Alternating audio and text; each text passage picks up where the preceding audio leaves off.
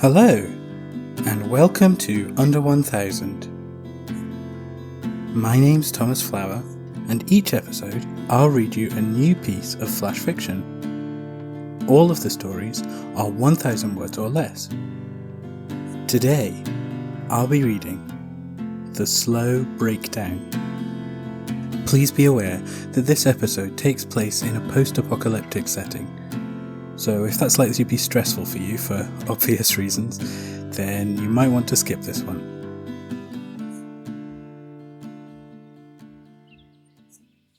The laptop was broken. Not the whole machine, but the charger was unusable, and without some kind of fix, it rendered the entire machine useless. Sophia stared at it, a little blankly, for a moment.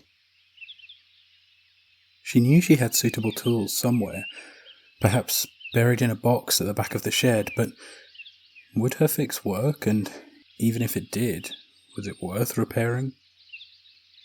Of course, since the global telecommunications infrastructure had been taken out in the event, the internet was no longer functional or accessible. As such, Sophia barely used the laptop much anymore, except to create notes for herself and for the odd creative endeavour. She supposed that she would be able to get by without it, just as she had learnt to get by without so many things in the last few years. It was almost comical, she thought briefly, that this thing which was once such a crucial and unambiguously vital part of her life had been turned into a luxury object she could barely even be bothered to repair. Still, that was simply the way things were now.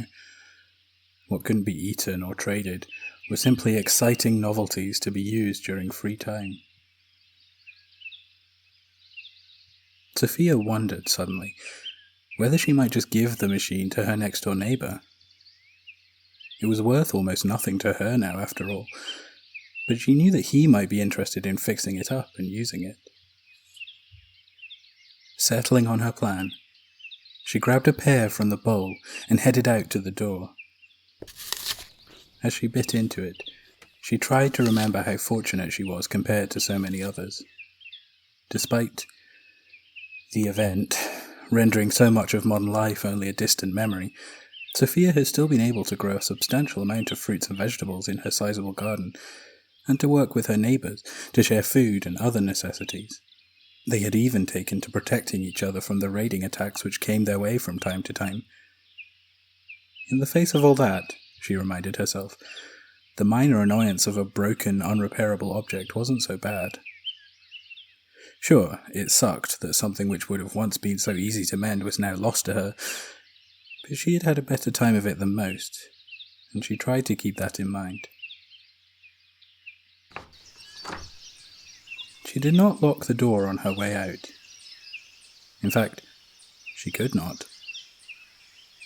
The key had been lost just a few months before, and with no way to cut a new one, Sophia was now at the mercy of her neighbours. She'd been learning to trust them increasingly, with each passing day, and she felt sure that even if they knew of her situation, they would not take advantage of it.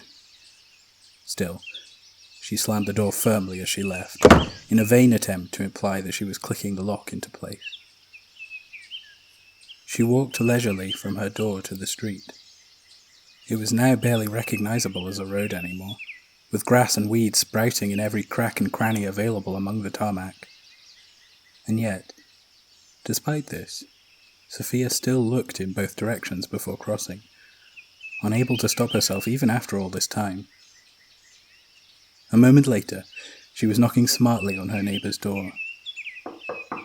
No answer came at first. She wondered briefly if he might have gone out, but then again, where was there to go? It wasn't long, however, before she heard the key turning in the lock. "Hey Ed, I was just wondering if you could use this laptop. It's busted up, but it should still work if you repair it.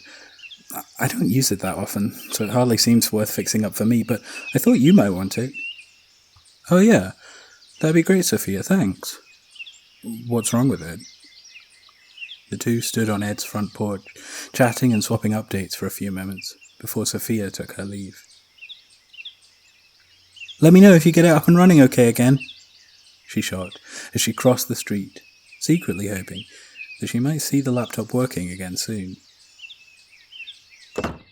Back at home, Sophia tried to decide what tasks were most urgent today. There were vegetables which might be harvestable, but she hadn't checked thoroughly, and she didn't want to pluck them from the soil too soon. On the other hand, she had a large backlog of repair work that she could happily be going through. Her shed was now cluttered with a multitude of objects rendered useless through tiny missing pieces or broken sections. Perhaps today she would try to fix the blender. It was hardly necessary or that important, but it sure would be nice to make soup like the old days again. As she dug it from the shelves and tried to identify just what had gone wrong with the motor, Sophia began to wonder how long this could all last. Sure, she'd survived the last few years since the event in the relative safety of her supportive community, but with every aspect of their lives slowly crumbling around them, how much longer until it was no longer possible to keep going on? They had managed to live without their TVs, toasters, and telephones easily enough. Thanks to a handful of local solar panels and wind turbines, only an unlucky few had been forced to adapt to life without an oven or, worse even, a fridge. But still, the day would come when it was no longer possible to live this life and survive. Still, that day was not today, Sophia reminded herself. She pulled the motor from the blender and began to take it apart slowly and carefully. The event had changed life for them all in so many ways, but the end was not upon them yet, and hopefully they could get by one way or another for some time still.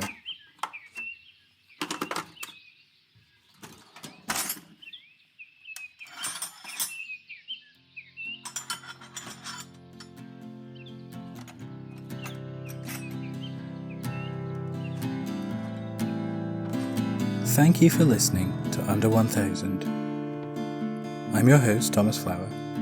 To follow the show online, look for Under 1000 Pod on Twitter or Facebook, or check out the website at under1000pod.com. If you'd like to support the show on Patreon, go to patreon.com/under1000pod, where you can sign up to read each month's stories in advance, as well as to have a thank you be read during these credits.